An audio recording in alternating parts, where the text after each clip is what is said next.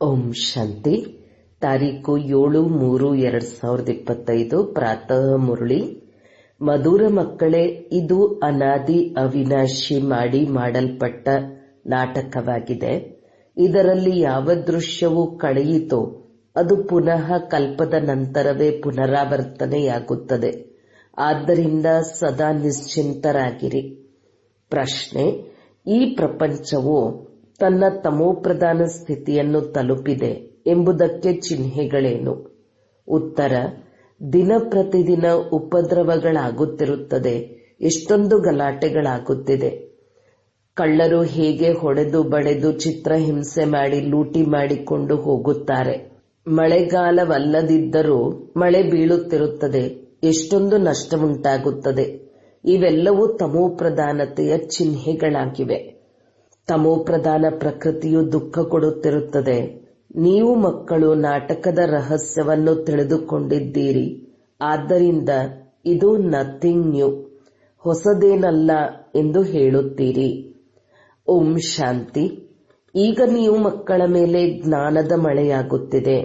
ನೀವು ಸಂಗಮಯುಗಿಯಾಗಿದ್ದೀರಿ ಮತ್ತು ಯಾರೆಲ್ಲ ಮನುಷ್ಯರಿದ್ದಾರೆಯೋ ಅವರು ಕಲಿಯುಗಿಗಳಾಗಿದ್ದಾರೆ. ಈ ಸಮಯದ ಪ್ರಪಂಚದಲ್ಲಿ ಅನೇಕ ಮತಾಂತರಗಳಿವೆ. ನೀವು ಮಕ್ಕಳದು ಒಂದೇ ಮತವಾಗಿದೆ. ಈ ಒಂದು ಮತವು ಭಗವಂತನಿಂದಲೇ ಸಿಗುತ್ತದೆ. ಅವರು ಭಕ್ತಿ ಮಾರ್ಗದಲ್ಲಿ ಯಾವುದೆಲ್ಲ ಜಪ ತಪ ತೀರ್ಥಯಾತ್ರೆಗಳನ್ನು ಮಾಡುತ್ತಾರೆಯೋ ಅವೆಲ್ಲವೂ ಭಗವಂತನಿಂದ ಸಿಕ್ಕಿರುವ ಮಾರ್ಗಗಳೆಂದು ತಿಳಿಯುತ್ತಾರೆ. ಭಕ್ತಿಯ ನಂತರವೇ ಭಗವಂತನು ಸಿಗುತ್ತಾರೆಂದು ತಿಳಿಯುತ್ತಾರೆ. ಆದರೆ ಭಕ್ತಿಯು ಯಾವಾಗ ಪ್ರಾರಂಭವಾಗುತ್ತದೆ ಮತ್ತು ಎಲ್ಲಿಯವರೆಗೆ ನಡೆಯುತ್ತದೆ ಎಂಬುದು ಅವರಿಗೆ ತಿಳಿದೇ ಇಲ್ಲ. ಕೇವಲ ಭಕ್ತಿಯಿಂದ ಭಗವಂತ ಸಿಗುವರೆಂದು ಹೇಳಿಬಿಡುತ್ತಾರೆ. ಆದ್ದರಿಂದ ಅನೇಕ ಪ್ರಕಾರದ ಭಕ್ತಿಯನ್ನು ಮಾಡುತ್ತಾ ಬರುತ್ತಾರೆ. ಇದನ್ನೂ ಸಹ ತಿಳಿಯುತ್ತಾರೆ. ನಾವು ಪರಂಪರೆಯಿಂದ ಭಕ್ತಿ ಮಾಡುತ್ತಾ ಬಂದಿದ್ದೇವೆ. ಅವಶ್ಯವಾಗಿ ಒಂದು ದಿನ ಭಗವಂತನು ಸಿಗುವರು.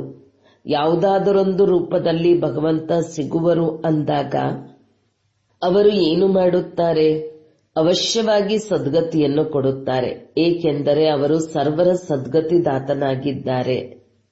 ಭಗವಂತ ಯಾರು, ಯಾವಾಗ ಬರುವರು ಎಂಬುದನ್ನು ಸಹ ತಿಳಿದುಕೊಂಡಿಲ್ಲ. ಬಲೆ ಭಿನ್ನ ಭಿನ್ನ ಪ್ರಕಾರದಲ್ಲಿ ಮಹಿಮೆ ಮಾಡುತ್ತಾರೆ. ಭಗವಂತನು ಪತೀತ ಪಾವನ ಜ್ಞಾನ ಸಾಗರನೆಂದು ಹೇಳುತ್ತಾರೆ. ಜ್ಞಾನದಿಂದಲೇ ಸದ್ಗತಿಯಾಗುತ್ತದೆ. ಇದು ಸಹ ತಿಳಿದಿದೆ. ಭಗವಂತನು ನಿರಾಕಾರನಾಗಿದ್ದಾರೆ. ಹೇಗೆ ನಾವಾತ್ಮಗಳು ಸಹ ನಿರಾಕಾರಿಯಾಗಿದ್ದೇವೆ. ನಂತರ ಈ ಶರೀರವನ್ನು ಪಡೆದುಕೊಳ್ಳುತ್ತೇವೆ. ನಾವು ಸಹ ತಂದೆಯ ಜೊತೆ ಪರಮಧಾಮ ನಿವಾಸಿಗಳಾಗಿದ್ದೇವೆ. ನಾವು ಇಲ್ಲಿನ ನಿವಾಸಿಗಳಲ್ಲ. ಆದರೆ ಎಲ್ಲಿಯ ನಿವಾಸಿಗಳೆಂಬುದನ್ನು ಸಹ ಯಥಾರ್ಥ ರೀತಿಯಿಂದ ತಿಳಿಸುವುದಿಲ್ಲ. ನಾವು ಸ್ವರ್ಗಕ್ಕೆ ಹೋಗುತ್ತೇವೆಂದು ಕೆಲವರು ತಿಳಿಯುತ್ತಾರೆ. ಆದರೆ ಯಾರೂ ನೇರವಾಗಿ ಸ್ವರ್ಗದಲ್ಲಿ ಹೋಗುವಂತಿಲ್ಲ. ಇನ್ನು ಕೆಲವರು ಜ್ಯೋತಿಯು ಜ್ಯೋತಿಯಲ್ಲಿ ಸಮಾವೇಶವಾಗುತ್ತದೆ ಎಂದು ಹೇಳುತ್ತಾರೆ. ವಾಸ್ತವಿಕವಾಗಿ ಇದು ಸಹ ತಪ್ಪಾಗಿ ಬಿಡುತ್ತದೆ. ಜ್ಯೋತಿಯು ಜ್ಯೋತಿಯಲ್ಲಿ ಸಮಾವೇಶವಾಗುವುದೆಂದು ಹೇಳಿ ಆತ್ಮವನ್ನು ಸಹ ವಿನಾಶಿ ಮಾಡಿಬಿಡುತ್ತಾರೆ. ಮೋಕ್ಷವು ಸಹ ಯಾರಿಗೂ ಸಿಗಲು ಸಾಧ್ಯವಿಲ್ಲ. ಮಾಡಲ್ಪಟ್ಟಿರುವುದೇ ನಡೆಯುತ್ತಿದೆ ಎಂಬುದನ್ನು ಅವರೇ ಹೇಳುತ್ತಾರೆ. ಈ ಚಕ್ರವು ಸುತ್ತುತ್ತಾ ಇರುತ್ತದೆ. ಇತಿಹಾಸ ಭೂಗೋಳವು ಪುನರಾವರ್ತನೆಯಾಗುತ್ತದೆ. ಆದರೆ ಚಕ್ರವು ಹೇಗೆ ಸುತ್ತುತ್ತದೆ ಎಂಬುದು ತಿಳಿದಿಲ್ಲ. ಚಕ್ರವನ್ನಾಗಲಿ ಈಶ್ವರನನ್ನಾಗಲಿ ತಿಳಿದಿಲ್ಲ. ಭಕ್ತಿ ಮಾರ್ಗದಲ್ಲಿ ಎಷ್ಟೊಂದು ಅಲೆದಾಡುತ್ತಾರೆ. ಭಗವಂತನು ಯಾರೆಂಬುದನ್ನು ನೀವು ತಿಳಿದುಕೊಂಡಿದ್ದೀರಿ. ಭಗವಂತನನ್ನು ತಂದೆಯೆಂತಲೂ ಹೇಳುತ್ತಾರೆ. ಅಂದ ಮೇಲೆ ಬುದ್ಧಿಯಲ್ಲಿ ಬರಬೇಕಲ್ಲವೇ? ಲೌಕಿಕ ತಂದೆ ಇದ್ದರೂ ಸಹ ನಾವು ಈ ತಂದೆಯನ್ನು ನೆನಪು ಮಾಡುತ್ತೇವೆಂದರೆ ಲೌಕಿಕ ಮತ್ತು ಅಲೌಕಿಕ ಇಬ್ಬರು ತಂದೆಯಾದರು. ಆ ಪಾರಲೌಕಿಕ ತಂದೆಯೊಂದಿಗೆ ಮಿಲನ ಮಾಡಲು ಇಷ್ಟೊಂದು ಭಕ್ತಿ ಮಾಡುತ್ತಾರೆ. ಅವರು ಪರಲೋಕದಲ್ಲಿರುತ್ತಾರೆ. ಅವಶ್ಯಕವಾಗಿ ನಿರಾಕಾರಿ ಪ್ರಪಂಚವೂ ಇದೆ. ನೀವೀಗ ಬಹಳ ಚೆನ್ನಾಗಿ ತಿಳಿದುಕೊಂಡಿದ್ದೀರಿ. ಮನುಷ್ಯರು ಏನೆಲ್ಲವನ್ನೂ ಮಾಡುವರೋ ಅದೆಲ್ಲವೂ ಭಕ್ತಿ ಮಾರ್ಗವಾಗಿದೆ. ರಾವಣ ರಾಜ್ಯದಲ್ಲಿ ಭಕ್ತಿಯು ನಡೆಯುತ್ತಾ ಬಂದಿದೆ. ಜ್ಞಾನವು ಇಲ್ಲವೇ ಇಲ್ಲ. ಭಕ್ತಿಯಿಂದ ಎಂದೂ ಸದ್ಗತಿಯಾಗಲು ಸಾಧ್ಯವಿಲ್ಲ. ಸದ್ಗತಿ ಮಾಡುವ ತಂದೆಯನ್ನು ನೆನಪು ಮಾಡುತ್ತಾರೆಂದರೆ ಅವಶ್ಯಕವಾಗಿ ಅವರು ಎಂದಾದರೂ ಬಂದು ಸದ್ಗತಿ ಮಾಡಿರಬೇಕಲ್ಲವೇ? ನಿಮಗೂ ತಿಳಿದಿದೆ, ಇದು ಸಂಪೂರ್ಣ ತಮೋ ಪ್ರಧಾನ ಪ್ರಪಂಚವಾಗಿದೆ. ಸತೋ ಪ್ರಧಾನರಿದ್ದರೂ ಈಗ ತಮೋ ಪ್ರಧಾನರಾಗಿದ್ದಾರೆ. ಎಷ್ಟೊಂದು ಉಪದ್ರವಗಳಾಗುತ್ತಿರುತ್ತವೆ, ಎಷ್ಟೊಂದು ಗಲಾಟೆಗಳಾಗಿವೆ. ಕಳ್ಳರು ಲೂಟಿ ಮಾಡುತ್ತಿರುತ್ತಾರೆ. ಹೇಗೆ ಹೊಡೆದು ಬಡೆದು ಹಿಂಸೆ ಮಾಡಿ ಹಣವನ್ನು ಲೂಟಿ ಮಾಡಿ ತೆಗೆದುಕೊಂಡು ಹೋಗುತ್ತಾರೆ. ಮತ್ತು ಇಂತಿಂತಹ ಔಷಧಿಗಳು ಬಂದಿವೆ, ಅದರಿಂದ ಸ್ವಲ್ಪವೇ ಸಮಯದಲ್ಲಿ ಮೂರ್ಛಿತರನ್ನಾಗಿ ಮಾಡುತ್ತಾರೆ. ಇದು ರಾವಣ ರಾಜ್ಯವಾಗಿದೆ.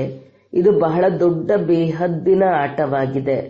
ಇದು ಸುತ್ತುವುದರಲ್ಲಿ 5000 ವರ್ಷಗಳು ಹಿಡಿಯುತ್ತವೆ. ಆಟವೂ ಸಹ ಡ್ರಾಮಾದ ತರಹವಾಗಿದೆ. ಇದಕ್ಕೆ ನಾಟಕವೆಂದು ಹೇಳುವುದಿಲ್ಲ, ಏಕೆಂದರೆ ನಾಟಕದಲ್ಲಿ ಯಾವ ಪಾತ್ರಧಾರಿಯಾದರೂ ರೋಗಿಯಾದರೆ ಅದಲು ಬದಲು ಮಾಡಿಬಿಡುತ್ತಾರೆ. ಆದರೆ ಇದರಲ್ಲಿ ಆ ಮಾತು ಸಾಧ್ಯವಿಲ್ಲ. ಇದು ಅನಾದಿ ಡ್ರಾಮಾವಲ್ಲವೇ? ತಿಳಿಯಿರಿ, ಯಾರಾದರೂ ರೋಗಿಯಾದರೆ ರೋಗಿಯಾಗುವುದು ಡ್ರಾಮಾದಲ್ಲಿ ಅವರ ಪಾತ್ರವಾಗಿದೆ ಎಂದು ಹೇಳುತ್ತಾರೆ. ಇದು ಅನಾದಿ ಮಾಡಲ್ಪಟ್ಟಿದೆ. ಮತ್ಯಾರಿಗಾದರೂ ನೀವು ಡ್ರಾಮಾ ಎಂದು ಹೇಳಿದರೆ ತಬ್ಬಿಬ್ಬಾಗುತ್ತಾರೆ. ಇದನ್ನು ನೀವೇ ತಿಳಿದುಕೊಂಡಿದ್ದೀರಿ. ಇದು ಬೇಹದ್ದಿನ ನಾಟಕವಾಗಿದೆ. ಕಲ್ಪದ ನಂತರವೂ ಸಹ ಇದೇ ಪಾತ್ರಧಾರಿಗಳಿರುತ್ತಾರೆ. ಈಗ ಹೇಗೆ ಮಳೆ ಬೀಳುವುದೋ ಕಲ್ಪದ ನಂತರವೂ ಇದೇ ರೀತಿ ಬೀಳುತ್ತದೆ. ಇದೇ ಉಪದ್ರವಗಳಾಗುತ್ತವೆ. ನಿಮಗೆ ತಿಳಿದಿದೆ, ಜ್ಞಾನದ ಮಳೆಯು ಎಲ್ಲರ ಮೇಲೆ ಬೀಳುವುದಿಲ್ಲ. ಆದರೆ ತಂದೆಯ ಸಂದೇಶವು ಎಲ್ಲರ ಕಿವಿಯವರೆಗೂ ಅವಶ್ಯಕವಾಗಿ ಮುಟ್ಟುತ್ತದೆ. ಜ್ಞಾನ ಸಾಗರ ಭಗವಂತನು ಬಂದು ಬಿಟ್ಟಿದ್ದಾರೆ. ನಿಮ್ಮದು ಮುಖ್ಯವಾದುದು ಯೋಗವಾಗಿದೆ. ಜ್ಞಾನವನ್ನು ನೀವೇ ಕೇಳುತ್ತೀರಿ. ಆದರೆ ಸ್ಥೂಲವಾದ ಮಳೆಯು ಇಡೀ ಪ್ರಪಂಚದಲ್ಲಿ ಬೀಳುತ್ತದೆ. ಜ್ಞಾನದ ಮಳೆಯು ಕೇವಲ ನಿಮ್ಮ ಮೇಲೆ ಬೀಳುತ್ತದೆ. ನಿಮ್ಮ ಯೋಗದಿಂದ ಸ್ಥಿರವಾದ ಶಾಂತಿಯು ನೆಲೆಸುತ್ತದೆ. ಸ್ವರ್ಗ ಸ್ಥಾಪನೆ ಮಾಡುವ ತಂದೆಯು ಬಂದಿದ್ದಾರೆಂದು ನೀವು ಎಲ್ಲರಿಗೂ ತಿಳಿಸುತ್ತೀರಿ. ಆದರೆ ಇಂತಹವರು ಅನೇಕರಿದ್ದಾರೆ. ತನ್ನನ್ನೇ ಭಗವಂತನೆಂದು ತಿಳಿಯುತ್ತಾರೆ. ಅಂದ ಮೇಲೆ ನಿಮ್ಮದನ್ನು ಯಾರು ಒಪ್ಪುವರು? ಆದ್ದರಿಂದಲೇ ತಂದೆಯು ತಿಳಿಸುತ್ತಾರೆ, ನನ್ನನ್ನು ಯಥಾರ್ಥವಾಗಿ ತಿಳಿಯುವವರು ಕೋಟಿಯಲ್ಲಿಯೂ ಕೆಲವರು, ಕೆಲವರಲ್ಲಿಯೂ ಕೆಲವರೇ. ಭಗವಂತ ತಂದೆ ಬಂದಿದ್ದಾರೆಂಬ ಮಾತನ್ನು ನಿಮ್ಮಲ್ಲಿಯೂ ನಂಬರ್ವಾರ್ ತಿಳಿದುಕೊಂಡಿದ್ದಾರೆ. ತಂದೆಯಿಂದ ಆಸ್ತಿಯನ್ನು ಪಡೆದುಕೊಳ್ಳಬೇಕಲ್ಲವೇ? ಹೇಗೆ ತಂದೆಯನ್ನು ನೆನಪು ಮಾಡುವುದು ಎಂಬುದನ್ನು ತಂದೆಯು ತಿಳಿಸಿದ್ದಾರೆ. ತಮ್ಮನ್ನು ಆತ್ಮವೆಂದು ತಿಳಿಯಿರಿ. ಮನುಷ್ಯರು ದೇಹಾಭಿಮಾನಿಗಳಾಗಿ ಬಿಟ್ಟಿದ್ದಾರೆ. ತಂದೆಯು ತಿಳಿಸುತ್ತಾರೆ, ಯಾವಾಗ ಎಲ್ಲಾ ಮನುಷ್ಯಾತ್ಮರು ಪತೀತರಾಗಿ ಬಿಡುವರೋ ಆಗಲೇ ನಾನು ಬರುತ್ತೇನೆ. ನೀವು ಎಷ್ಟೊಂದು ತಮೋ ಪ್ರಧಾನರಾಗಿ ಬಿಟ್ಟಿದ್ದೀರಿ. ಆದ್ದರಿಂದ ನಿಮ್ಮನ್ನು ಸತೋ ಪ್ರಧಾನರನ್ನಾಗಿ ಮಾಡಲು ಕಲ್ಪದ ಮೊದಲು ಸಹ ನಾನು ನಿಮಗೆ ಈ ರೀತಿಯಾಗಿ ತಿಳಿಸಿದ್ದೆನು. ನೀವು ತಮೋ ಪ್ರಧಾನರಿಂದ ಸತೋ ಪ್ರಧಾನರು ಹೇಗಾಗುತ್ತೀರಿ? ಕೇವಲ ನನ್ನನ್ನು ನೆನಪು ಮಾಡಿ. ನಿಮಗೆ ತನ್ನ ಮತ್ತು ರಚನೆಯ ಪರಿಚಯವನ್ನು ಕೊಡಲು ನಾನು ಬಂದಿದ್ದೇನೆ. ಈ ತಂದೆಯನ್ನು ರಾವಣ ರಾಜ್ಯದಲ್ಲಿ ಎಲ್ಲರೂ ನೆನಪು ಮಾಡುತ್ತಾರೆ. ಆತ್ಮವು ತನ್ನ ತಂದೆಯನ್ನು ನೆನಪು ಮಾಡುತ್ತದೆ. ತಂದೆಯು ಅಶರೀರಿಯಾಗಿದ್ದಾರೆ, ಬಿಂದುವಾಗಿದ್ದಾರಲ್ಲವೇ? ಅವರ ಹೆಸರನ್ನು ನಂತರ ಇಡಲಾಗಿದೆ. ನಿಮಗೆ ಸಾಲಿಗ್ರಾಮಗಳೆಂತಲೂ ಮತ್ತು ತಂದೆಗೆ ಶಿವನೆಂದು ಹೇಳುತ್ತಾರೆ. ನೀವು ಮಕ್ಕಳಿಗಾದರೂ ಶರೀರದ ಮೇಲೆ ಹೆಸರನ್ನಿಡಲಾಗುತ್ತದೆ. ಆದರೆ ತಂದೆಯು ಪರಂ ಆತ್ಮನಾಗಿದ್ದಾರೆ. ಅವರಿಗೆ ತನ್ನದೇ ಆದ ಶರೀರವಿಲ್ಲ. ಇವರಲ್ಲಿ ಪ್ರವೇಶ ಮಾಡಿದ್ದಾರೆ. ಇದು ಬ್ರಹ್ಮಾರವರ ತನುವಾಗಿದೆ. ಇವರಿಗೆ ಶಿವನೆಂದು ಹೇಳುವುದಿಲ್ಲ. ನಿಮ್ಮ ಹೆಸರು ಆತ್ಮನೆಂದಾಗಿದೆ. ಆದರೆ ಮತ್ತೆ ನೀವು ಶರೀರದಲ್ಲಿ ಬರುತ್ತೀರಿ. ಅವರು ಪರಂ ಆತ್ಮ, ಎಲ್ಲ ಆತ್ಮಗಳ ಪಿತನಾಗಿದ್ದಾರೆ. ಅಂದಾಗ ಎಲ್ಲರಿಗೆ ಒಬ್ಬರು ತಂದೆಯಾಗಿ ಬಿಟ್ಟರು. ಒಬ್ಬರು ನಿರಾಕಾರಿ, ಇನ್ನೊಬ್ಬರು ಸಾಕಾರಿ. ಮೂರನೆಯದಾಗಿ ಇವರಿಗೆ ಬ್ರಹ್ಮ ಅದ್ಭುತ ಅಲೌಕಿಕ ತಂದೆ ಎಂದು ಹೇಳಲಾಗುತ್ತದೆ. ಎಷ್ಟೊಂದು ಮಂದಿ ಮಕ್ಕಳಿದ್ದಾರೆ. ಪ್ರಜಾಪಿತ, ಬ್ರಹ್ಮಕುಮಾರ, ಕುಮಾರಿಯರು ಇಷ್ಟೊಂದು ಮಂದಿ ಇದ್ದಾರೆ. ಇದು ಹೇಗೆ ಎಂಬುದು ಮನುಷ್ಯರಿಗೆ ಅರ್ಥವೇ ಆಗುವುದಿಲ್ಲ. ಇದು ಯಾವ ಪ್ರಕಾರದ ಧರ್ಮವಾಗಿದೆ ಎಂಬುದನ್ನು ಅವರು ತಿಳಿದುಕೊಂಡಿಲ್ಲ. ನೀವು ತಿಳಿದುಕೊಂಡಿದ್ದೀರಿ. ಈ ಕುಮಾರ ಕುಮಾರಿ ಎನ್ನುವುದು ಪ್ರವೃತ್ತಿ ಮಾರ್ಗದ ಶಬ್ದವಲ್ಲವೇ? ತಂದೆ, ತಾಯಿ, ಕುಮಾರ ಮತ್ತು ಕುಮಾರಿ. ನೀವು ಭಕ್ತಿ ಮಾರ್ಗದಲ್ಲಿ ನೀವೇ ಮಾತಾಪಿತಾ, ನಾವು ನಿಮ್ಮ ಮಕ್ಕಳು ಎಂದು ನೆನಪು ಮಾಡುತ್ತೀರಿ. ಈಗ ನಿಮಗೆ ಮಾತಾಪಿತರು ಸಿಕ್ಕಿದ್ದಾರೆ, ನಿಮ್ಮನ್ನು ದತ್ತು ತೆಗೆದುಕೊಂಡಿದ್ದಾರೆ. ಸತ್ಯಯುಗದಲ್ಲಿ ದತ್ತು ಮಾಡಿಕೊಳ್ಳಲಾಗುವುದಿಲ್ಲ. ಅಲ್ಲಿ ದತ್ತು ಎನ್ನುವ ಹೆಸರೇ ಇಲ್ಲ. ಇಲ್ಲಾದರೂ ಹೆಸರಿದೆ. ಅವರು ಸೀಮಿತ ತಂದೆ, ಇವರು ಬೇಹದ್ದಿನ ತಂದೆಯಾಗಿದ್ದಾರೆ. ಬೇಹದ್ದಿನ ದತ್ತು ಪಡೆದುಕೊಳ್ಳುವುದಾಗಿದೆ. ಈ ರಹಸ್ಯವು ಬಹಳ ತಿಳಿದುಕೊಳ್ಳುವಂತದ್ದಾಗಿದೆ. ನೀವು ಪೂರ್ಣ ರೀತಿಯಿಂದ ಯಾರಿಗೂ ತಿಳಿಸಿಕೊಡುವುದಿಲ್ಲ. ಮೊಟ್ಟ ಮೊದಲಿಗೆ ಯಾರಾದರೂ ಒಳಗೆ ಬರುತ್ತಾರೆಂದರೆ ನಾವು ಗುರುವಿನ ದರ್ಶನ ಮಾಡಲು ಬಂದಿದ್ದೇವೆಂದು ತಿಳಿಸಿದರೆ ಆಗ ಹೇಳಿ, ಇದು ಮಂದಿರವಲ್ಲ. ಬೋರ್ಡಿನ ಮೇಲೆ ನೋಡಿ ಏನೆಂದು ಬರೆಯಲ್ಪಟ್ಟಿದೆ? ಬ್ರಹ್ಮಕುಮಾರ ಕುಮಾರಿಯರು ಅನೇಕರಿದ್ದಾರೆ. ಇವರೆಲ್ಲರೂ ಪ್ರಜಾಪಿತನ ಮಕ್ಕಳಾದರು. ನೀವು ಸಹ ಪ್ರಜೆಗಳಾದಿರಿ. ಭಗವಂತನು ಸೃಷ್ಟಿಯನ್ನು ರಚಿಸುತ್ತಾರೆ. ಬ್ರಹ್ಮ ಮುಖಕಮಲದ ಮೂಲಕ ನಮ್ಮನ್ನು ರಚಿಸಿದ್ದಾರೆ. ನಾವು ಹೊಸ ಸೃಷ್ಟಿಯವರಾಗಿದ್ದೇವೆ. ನೀವು ಹಳೆಯ ಸೃಷ್ಟಿಯವರಾಗಿದ್ದೀರಿ. ಸಂಗಮ ಯುಗದಲ್ಲಿಯೇ ಹೊಸ ಸೃಷ್ಟಿಯ ರಚನೆಯಾಗುತ್ತದೆ. ಇದು ಪುರುಷೋತ್ತಮರಾಗುವ ಯುಗವಾಗಿದೆ. ನೀವು ಸಂಗಮ ಯುಗದಲ್ಲಿ ನಿಂತಿದ್ದೀರಿ, ಅವರು ಕಲಿಯುಗದಲ್ಲಿ ನಿಂತಿದ್ದಾರೆ. ಹೇಗೆ ಇದು ಪಾರ್ಟಿಷನ್ ಆಗಿಬಿಟ್ಟಿದೆ. ಇತ್ತೀಚೆಗಂತೂ ನೋಡಿ ಎಷ್ಟೊಂದು ಪಾರ್ಟಿಷನ್ ಆಗಿಬಿಟ್ಟಿದೆ. ಪ್ರತಿಯೊಂದು ಧರ್ಮದವರು ತಾವು ತಮ್ಮ ಧರ್ಮದ ಪ್ರಜೆಗಳನ್ನು ಸಂಭಾಲನೆ ಮಾಡುತ್ತಾರೆ. ನಮ್ಮ ಧರ್ಮವನ್ನು, ನಮ್ಮ ಜೊತೆಗಾರರನ್ನು ಸುಖಿಯಾಗಿಡಬೇಕೆಂದು ತಿಳಿಯುತ್ತಾರೆ. ನಮ್ಮ ರಾಜ್ಯದಿಂದ ಈ ಪದಾರ್ಥವು ಹೊರಗೆ ಹೋಗದಿರಲಿ, ಬೇರೆ ರಾಜ್ಯಕ್ಕೆ ಹೋಗಬಾರದೆಂದು ಪ್ರತಿಯೊಬ್ಬರೂ ಹೇಳುತ್ತಾರೆ. ಮೊದಲು ಪ್ರಜೆಗಳ ಮೇಲೆ ರಾಜನ ಆಜ್ಞೆಯು ನಡೆಯುತ್ತಿತ್ತು. ರಾಜನಿಗೆ ಅನ್ನದಾತ, ರಕ್ಷಕ ಎಂದು ಹೇಳುತ್ತಿದ್ದರು. ಈಗಂತೂ ಯಾರೂ ರಾಜ ರಾಣಿಯರಿಲ್ಲ. ಎಲ್ಲವೂ ತುಂಡು ತುಂಡಾಗಿ ಬಿಟ್ಟಿದೆ. ಎಷ್ಟೊಂದು ಉಪದ್ರವಗಳಾಗುತ್ತವೆ. ಆಕಸ್ಮಿಕವಾಗಿ ಪ್ರವಾಹವೂ ಬಂದು ಬಿಡುತ್ತದೆ, ಭೂಕಂಪಗಳಾಗುತ್ತಿರುತ್ತದೆ. ಇವೆಲ್ಲವೂ ದುಃಖದ ಮೃತ್ಯುವಾಗಿದೆ. ಈಗ ನೀವು ಬ್ರಾಹ್ಮಣರು ತಿಳಿದುಕೊಂಡಿದ್ದೀರಿ. ಈಗ ನಾವೆಲ್ಲರೂ ಪರಸ್ಪರ ಸಹೋದರರಾಗಿದ್ದೇವೆ ಅಂದಾಗ ನಾವು ಪರಸ್ಪರ ಬಹಳ ಬಹಳ ಪ್ರೀತಿಯಿಂದ ಕ್ಷೀರಖಂಡವಾಗಿರಬೇಕು. ನಾವು ಒಬ್ಬ ತಂದೆಯ ಮಕ್ಕಳಾಗಿದ್ದೇವೆಂದರೆ ಪರಸ್ಪರ ಬಹಳ ಪ್ರೀತಿ ಇರಬೇಕು. ಹುಲಿ ಮತ್ತು ಹಸು ಒಮ್ಮೆಲೆ ಪಕ್ಕಾ ಶತ್ರುಗಳಾಗಿರುವ ಪ್ರಾಣಿಗಳು ರಾಮರಾಜ್ಯದಲ್ಲಿ ಒಟ್ಟಿಗೆ ನೀರು ಕುಡಿಯುತ್ತವೆ. ಇಲ್ಲಂತೂ ನೋಡಿ ಮನೆ ಮನೆಯಲ್ಲಿ ಎಷ್ಟೊಂದು ಹೊಡೆದಾಟವಿದೆ. ದೇಶ ದೇಶದ ನಡುವೆ ಜಗಳ, ರಾಜ್ಯ ರಾಜ್ಯದ ನಡುವೆ ಜಗಳ, ಪರಸ್ಪರ ದ್ವೇಷಿಗಳಾಗಿ ಬಿಡುತ್ತಾರೆ. ಪರಸ್ಪರ ಒಳಕುಂಟಾಗುತ್ತದೆ. ಅನೇಕ ಮತಗಳಿವೆ. ಈಗ ನಿಮಗೆ ತಿಳಿದಿದೆ, ನಾವೆಲ್ಲರೂ ಅನೇಕ ಬಾರಿ ತಂದೆಯಿಂದ ಆಸ್ತಿಯನ್ನು ಪಡೆದಿದ್ದೇವೆ ಮತ್ತು ಕಳೆದುಕೊಂಡಿದ್ದೇವೆ. ಅರ್ಥಾತ್ ರಾವಣನ ಮೇಲೆ ಜಯಗಳಿಸುತ್ತೇವೆ ಮತ್ತು ಸೋಲುತ್ತೇವೆ. ಒಬ್ಬ ತಂದೆಯ ಶ್ರೀಮತದ ಅನುಸಾರ ನಾವು ವಿಶ್ವದ ಮಾಲೀಕರಾಗಿ ಬಿಡುತ್ತೇವೆ. ಆದ್ದರಿಂದ ಅವರಿಗೆ ಶ್ರೇಷ್ಠಾತಿಶ್ರೇಷ್ಠ ಭಗವಂತನೆಂದು ಕರೆಯಲಾಗುತ್ತದೆ. ಸರ್ವರ ದುಃಖಹರ್ತ, ಸುಖಕರ್ತನೆಂದು ಕರೆಯಲಾಗುತ್ತದೆ. ಅವರು ಈಗ ನಿಮಗೆ ಸುಖದ ಮಾರ್ಗವನ್ನು ತಿಳಿಸುತ್ತಿದ್ದಾರೆ. ಅಂದಾಗ ನೀವು ಮಕ್ಕಳು ಪರಸ್ಪರ ಕ್ಷೀರಖಂಡವಾಗಿರಬೇಕು. ಪ್ರಪಂಚದಲ್ಲಂತೂ ಎಲ್ಲರೂ ಉಪ್ಪು ನೀರಾಗಿ ವರ್ತಿಸುತ್ತಾರೆ. ಒಬ್ಬರು ಇನ್ನೊಬ್ಬರನ್ನು ಕೊಲ್ಲುವುದಕ್ಕೂ ತಡ ಮಾಡುವುದಿಲ್ಲ. ನೀವು ಈಶ್ವರನ ಸಂತಾನರು ಕ್ಷೀರಖಂಡವಾಗಿರಬೇಕು. ಈಶ್ವರೀಯ ಸಂತಾನರು ದೇವತೆಗಳಿಗಿಂತಲೂ ಶ್ರೇಷ್ಠರಾಗಿದ್ದೀರಿ. ಏಕೆಂದರೆ ನೀವು ತಂದೆಗೆ ಎಷ್ಟೊಂದು ಸಹಯೋಗಿಗಳಾಗಿದ್ದೀರಿ. ಪುರುಷೋತ್ತಮರನ್ನಾಗಿ ಮಾಡಲು ಎಷ್ಟೊಂದು ಸಹಯೋಗಿಗಳಾಗಿದ್ದೀರಿ. ಆದ್ದರಿಂದ ನಿಮ್ಮ ಮನಸ್ಸಿನಲ್ಲಿ ಬರಬೇಕು, ನಾವು ಪುರುಷೋತ್ತಮರಾಗಿದ್ದೇವೆ. ಅಂದ ಮೇಲೆ ನಮ್ಮಲ್ಲಿ ದೈವಿ ಗುಣಗಳಿವೆಯೇ? ಆಸುರಿ ಗುಣಗಳಿದ್ದರೆ ತಂದೆಯ ಮಗುವೆಂದು ಕರೆಸಿಕೊಳ್ಳಲು ಸಾಧ್ಯವಿಲ್ಲ. ಆದ್ದರಿಂದ ಸದ್ಗುರುವಿನ ನಿಂದಕರು ಪದವಿಯನ್ನು ಪಡೆಯಲು ಸಾಧ್ಯವಿಲ್ಲವೆಂದು ಹೇಳಲಾಗಿದೆ. ಆ ಕಲಿಯುಗಿ ಗುರುಗಳು ಈ ಮಾತುಗಳನ್ನು ತಮಗಾಗಿ ಹೇಳಿಕೊಂಡು ಮನುಷ್ಯರನ್ನು ಹೆದರಿಸುತ್ತಾರೆ. ಆದ್ದರಿಂದ ತಂದೆಯು ಮಕ್ಕಳಿಗೆ ತಿಳಿಸುತ್ತಾರೆ, ಯಾರು ತಂದೆಯ ಹೆಸರನ್ನು ಪ್ರಸಿದ್ಧ ಮಾಡುವರೋ, ಕ್ಷೀರಖಂಡವಾಗಿ ವರ್ತಿಸುವರೋ ಅವರೇ ಸುಪುತ್ರರಾಗಿದ್ದಾರೆ. ತಂದೆಯ ಈ ಮಾತನ್ನು ಯಾವಾಗಲೂ ತಿಳಿಸುತ್ತಾರೆ. ಮಕ್ಕಳೇ, ಕ್ಷೀರಖಂಡವಾಗಿರಿ, ಉಪ್ಪು ನೀರಾಗಿ ಎಂದಿಗೂ ಪರಸ್ಪರ ಹೊಡೆದಾಡಬೇಡಿ.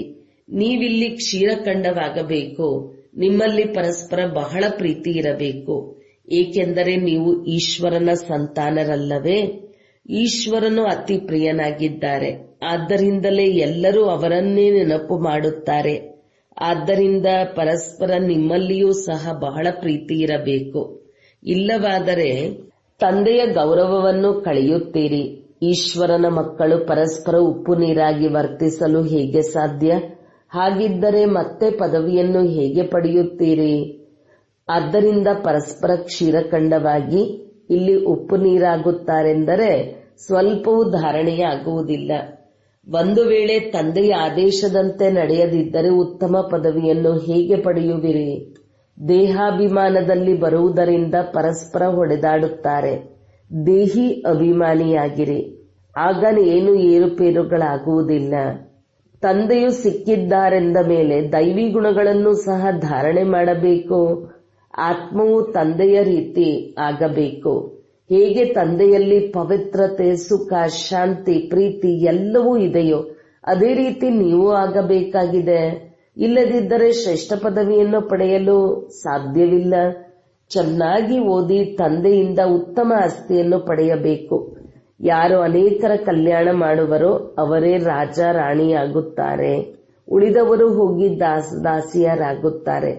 ಯಾರ್ಯಾರು ಏನಾಗುತ್ತಾರೆಂಬುದನ್ನು ತಿಳಿದುಕೊಳ್ಳಬಹುದಲ್ಲವೇ?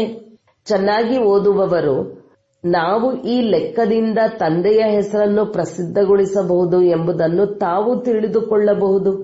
ಈಶ್ವರನ ಮಕ್ಕಳಂತೂ ಬಹಳ ಪ್ರಿಯರಾಗಿರಬೇಕು. ನಿಮ್ಮನ್ನು ಯಾರೇ ನೋಡಲಿ ಅವರು ಖುಷಿಯಾಗಿ ಬಿಡಬೇಕು. ಅಂತಹ ಮಕ್ಕಳೇ ತಂದೆಗೂ ಪ್ರಿಯರೆನಿಸುತ್ತಾರೆ. ಮೊದಲು ಮನೆಯನ್ನು ಸುಧಾರಣೆ ಮಾಡಿ. ಮೊದಲು ಮನೆ, ನಂತರ ಅನ್ಯರನ್ನು ಸುಧಾರಣೆ ಮಾಡಬೇಕು. ಗೃಹಸ್ಥ ವ್ಯವಹಾರದಲ್ಲಿ ಕಮಲ ಪುಷ್ಪ ಸಮಾನ ಪವಿತ್ರ ಮತ್ತು ಕ್ಷೀರಖಂಡವಾಗಿರಬೇಕು. ಯಾರೇ ನೋಡಲಿ ಓಹೋ ಇವರ ಮನೆಯಲ್ಲಿ ಸ್ವರ್ಗವಂತಿದೆ ಎಂಬುದು ಹೇಳುವಂತಿರಲಿ. ಅಜ್ಞಾನ ಕಾಲದಲ್ಲಿಯೂ ಸಹ ಬಾಬಾರವರು ಇಂತಹ ಮನೆಯನ್ನು ನೋಡಿದ್ದಾರೆ. 6-7 ಮಂದಿ ಮಕ್ಕಳು ವಿವಾಹ ಮಾಡಿಕೊಂಡುವವರೆಲ್ಲರೂ ಒಟ್ಟಿಗೆ ಇರುತ್ತಾರೆ. ಎಲ್ಲರೂ ಮುಂಜಾನೆ ಎದ್ದು ಭಕ್ತಿ ಮಾಡುತ್ತಾರೆ. ಮನೆಯಲ್ಲಿ ಬಹಳ ಶಾಂತಿಯು ನೆಲೆಸಿರುತ್ತದೆ. ಅಂದ ಮೇಲೆ ಇಲ್ಲಿ ನಿಮ್ಮದು ಈಶ್ವರೀಯ ಕುಟುಂಬವಾಗಿದೆ. ಮನೆಯಲ್ಲಿ ಮಗನು ವಿವಾಹ ಮಾಡಿಕೊಂಡಿದ್ದರೆ ತಂದೆಯ ಆಸ್ತಿ ಸಿಗಲು ಸಾಧ್ಯವಿಲ್ಲ. ಅವರು ಹೋಗಿ ತಮ್ಮನ್ನು ಸಂಭಾಲನೆ ಮಾಡಿಕೊಳ್ಳಲಿ. ಹಂಸ ಮತ್ತು ಕೊಕ್ಕರೆ ಒಟ್ಟಿಗೆ ಇರಲು ಸಾಧ್ಯವಿಲ್ಲ. ನೀವಂತೂ ಹಂಸಗಳಾಗಬೇಕು. ನೀವು ಉಪ್ಪು ನೀರಾಗಿ ವರ್ತಿಸಿದರೆ ತಂದೆಯು ನಿಮ್ಮಿಂದ ಖುಷಿ ಪಡುವುದಿಲ್ಲ. ನೀವು ಹೆಸರನ್ನು ಎಷ್ಟೊಂದು ಹಾಳು ಮಾಡುತ್ತೀರಿ ಎಂದು ತಂದೆಯು ಹೇಳುತ್ತಾರಲ್ಲವೇ? ಒಂದು ವೇಳೆ ನೀವು ಕ್ಷೀರಖಂಡವಾಗಿ ವರ್ತಿಸುವುದಿಲ್ಲವೆಂದರೆ ಸ್ವರ್ಗದಲ್ಲಿ ಶ್ರೇಷ್ಠ ಪದವಿಯನ್ನು ಪಡೆಯಲು ಸಾಧ್ಯವಿಲ್ಲ. ಬಹಳ ಶಿಕ್ಷೆಯನ್ನು ಅನುಭವಿಸುವಿರಿ.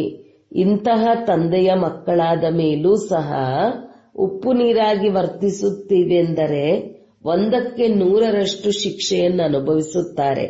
ಮತ್ತು ನಾವು ಏನು ಪದವಿಯನ್ನು ಪಡೆಯುತ್ತೇವೆಂದು ಸಾಕ್ಷಾತ್ಕಾರವೂ ಆಗುತ್ತಿರುತ್ತದೆ. ಒಳ್ಳೆಯದು. ಮಧುರಾತಿ ಮಧುರ ಅಗಲಿ ಹೋಗಿ ಮರಳಿ ಸಿಕ್ಕಿರುವಂತ ಮಕ್ಕಳಿಗೆ ಪ್ರೀತಿಯ ಮಾತಾಪಿತಾ ಬಾಪ್ ದಾದಾರವರ ನೆನಪು, ಪ್ರೀತಿ ಹಾಗೂ ಸುಪ್ರಭಾತ. ಆತ್ಮೀಯ ಮಕ್ಕಳಿಗೆ ಆತ್ಮೀಯ ತಂದೆಯ ನಮಸ್ತೆ. ಧಾರಣೆಗಾಗಿ ಮುಖ್ಯ ಸಾರ 1. ಸದಾ ಗಮನವಿರಲಿ, ನಾವು ಈಶ್ವರನ ಮಕ್ಕಳಾಗಿದ್ದೇವೆ. ನಾವು ಬಹಳ ಪ್ರಿಯರಾಗಿ ವರ್ತಿಸಬೇಕು. ಪರಸ್ಪರ ಎಂದೂ ಉಪ್ಪು ನೀರಾಗಬಾರದು. ಮೊದಲು ತಮ್ಮನ್ನು, ನಂತರ ಅನ್ಯರನ್ನು ಸುಧಾರಣೆ ಮಾಡುವ ಶಿಕ್ಷಣ ಕೊಡಬೇಕು. 2.